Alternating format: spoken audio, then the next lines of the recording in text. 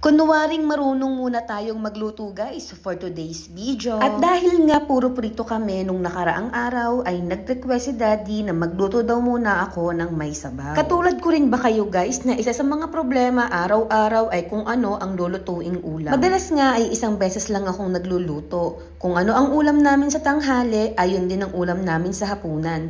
Tipid yarn. Dalawa pa lang naman kasi kaming kumakain. At minsan ay napapadami ang niluluto ko. Sa totoo lang, hindi talaga ako marunong magluto, lalo na nung dalaga ako. Ang tanging alam ko lang na lutuin ay adobo. Ayun kasi ang favorite ko noon. At dahil nga wala namang ibang gagawa, nung nag-asawa ko, medyo natuto na akong magmekus-mekus. Charot, magluto pala. Ay hindi ko nga alam kung masarap ba talaga ang mga niluluto ko. Basta ang alam ko, madami lagi ang nakakain ni daddy. Wow. Wala naman kasi siyang choice. Sinigang na bangus nga pala ang lulutuin ko sa aming tanghalian. Inihanda ko din muna lahat ng ingredients na kailangan ko. Pagkatapos ko ngang maggayat ay nilinis ko na muna ang mga pinagbalatan ko at nagpakulo na din ako ng tubig. Disclaimer lang po ulit, hindi ko alam kung tama ang pagkakasunod-sunod ng mga paglalagay ko ng mga sahog. Basta ang alam ko lang, sa huli, ulam na namin yan. Charot. Try ko ngang ilagay ang sibuyas at kamatis ay isinabay ko na din na isa lang ang aking sinaing. At sinunod ko na ngang ilagay ang mga labanos at ibang gulay. Medyo matagal kasi silang lumambot.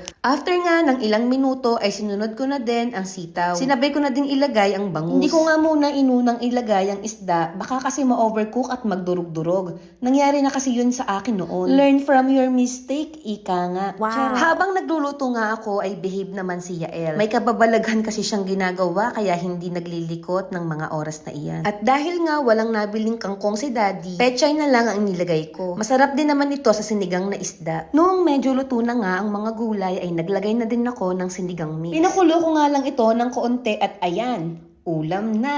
Natapos nga ako ng matiwasay sa pagluluto ko. Hindi kasi nag-iyak si Yael at naglalaro lamang siya. Palagi ko lang siyang sinisilip kapag ganitong may ginagawa ako. Sadyang malikot na rin kasi talaga siya. At habang behave nga si Yael ay niligpit ko na din ang mga pinaglutuan ko. Para hindi ganoong kadami ang hugasin ko pagkatapos namin kumain. At sakto nga, awas na din pala sa work si daddy. Nabantayan at nakipaglaro na din siya kay Yael. Pagkaawas nga niya sa trabaho ay diretso agad siya kay baby at magpapahinga muna bago kami kumain. At ayun lang guys for today's video. Thank you for watching.